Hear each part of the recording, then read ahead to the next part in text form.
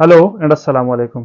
इसमें कोई शक नहीं कि इस वक्त पाकिस्तान का मकामी मीडिया पाकिस्तान की मकामी और कौमी सियासत के हवाले से भरपूर खबरें दे रहा है। अदालतें भरपूर फैसले कर रही हैं और बहुत सारी पार्टीज जो हैं वो अब अपने मैनिफेस्टोज तक को सामने ले आई हैं। लेकिन इस सारी मकामी और कौमी सियासत के दरमियान एक ऐसा बहुत बड़ा मसला भी है जो कि बैन अल-अक़वामी नौइयत का है, और मैं ये समझता हूँ कि ये बैन अल-अक़वामी नौइयत का मसला पूरी इंसानियत से जुड़ा हुआ है और इसका ताल्लुक इसराइली जारियत या जेनोसाइड और फ़लस्तीनियों की नस्ल कुशी से मुतल्लिक है। इसीलिए आज हम इस मौजू को ज़ेर बहस बनाएंगे।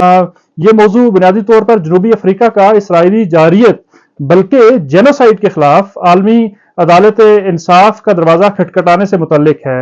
याद रहे कि पूरी दुनिया में आलमी हुकूक के चैंपियन बनने वाले तमाम मगरबी ममालिक बशमूल अमरीका और उम्मत मुस्लिमा के ढोल पीटने वाले मुसलमान ममालिक में से किसी एक मुल्क को भी न सिर्फ ये कि इखलाकी जुर्रत नहीं हुई, बल्कि उन्होंने इस बात की जरूरत ही महसूस नहीं की कि इस मसले को आलमी अदालत इंसाफ में लेके जाया जाए, बल्कि शुरू से लेकर आज तक इसको जुबानी जमा खर्च से ही इसके बारे में काम चलाया गया है।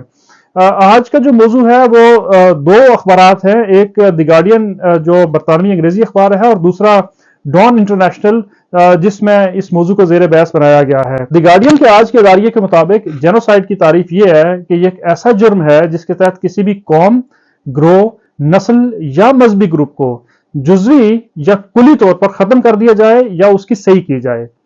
अब इस हवाले से जनूबी अफ्रीका ये केस आलमी अदालत इंसाफ में लेकर गया है और इस केस में जजेस क्या कर सकते हैं, ये एक बड़ा सवाल है।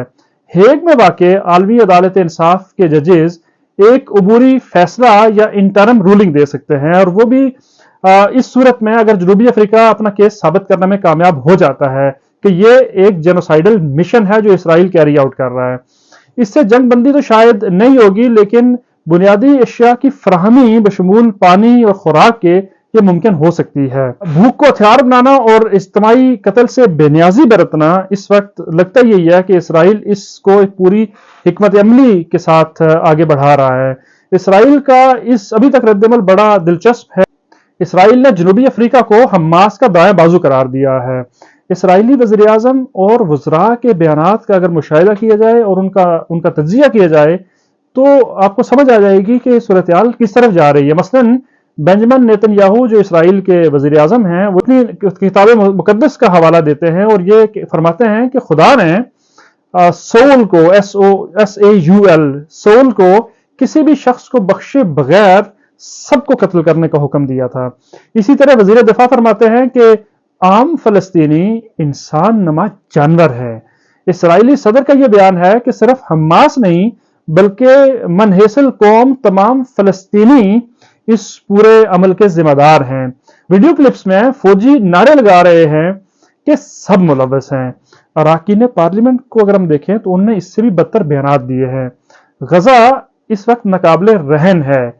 जब गैम्बिया ने रोहिंग्या के हवाले से केस दायर किया था तो उस वक्त अमेरिका, बरतानिया और बेशुमार मगरबी ममालिक ने उस केस की हिमायत की थी, लेकिन यहां तो गंगा उल्टी बह रही है। उम्मीद की किरण यह है कि इसराइल ने बजाय कोर्ट का बायकॉट करने के इस केस का सामना करने का फैसला किया है, जिससे लगता यह है कि इसराइल अंदरूनी तौर पर खौफजदा है। द गार्डियन का कहना है कि गो के ICJ यानी आलमी अदालत इंसाफ या इंटरनेशनल कोर्ट ऑफ जस्टिस के पास अपना फैसला मनवाने का कोई इंतजाम नहीं है, लेकिन बहरहाल हर मुल्क को अपने तौर पर इसराइल पर पाबंदियां लगानी चाहिए, ये द गार्डियन का कहना है। जजेस का फैसला जो भी हो, लेकिन द गार्डियन के मुताबिक निहत्ते सिविलियंस की मौत और इसराइली वज़रा के बयानात हरगिज काबिल गवारा नहीं है।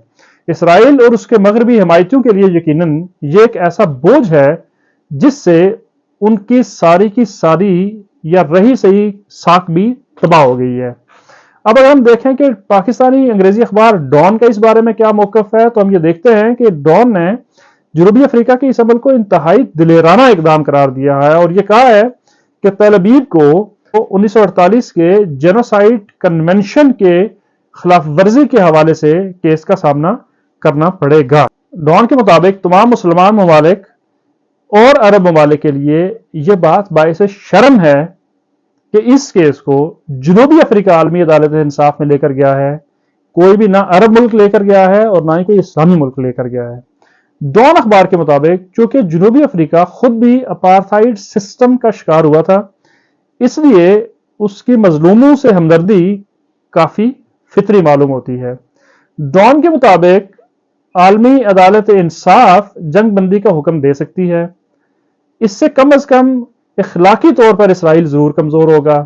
دیکھنا یہ ہے کہ اسرائیل اس سارے کیس کے ساتھ وہی سلوک کرتا ہے جو وہ غزہ کے رہائشیوں کے ساتھ کر رہا ہے، یا یہ کیس فلسطینیوں کے لیے امید کی کرن ثابت ہوگا۔ The time will tell۔